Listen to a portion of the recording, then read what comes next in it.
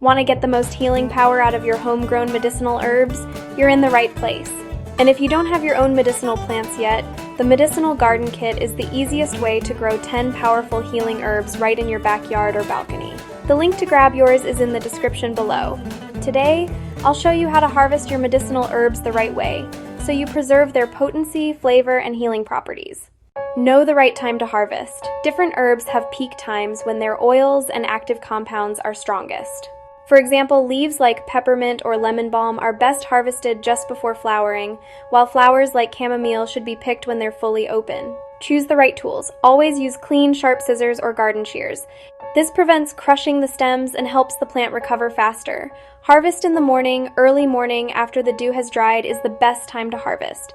The essential oils are concentrated, and the heat of the day hasn't caused them to evaporate yet. Don't overharvest, only take about 1/3 of the plant at a time. This way, your herbs will continue to grow strong and healthy for the next harvest. Handle with care. Place harvested herbs in a basket or paper bag, never a sealed plastic bag. This keeps them from wilting too quickly and preserves their quality.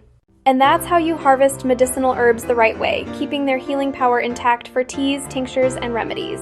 If you're ready to start growing your own powerful healing plants, check out the Medicinal Garden Kit.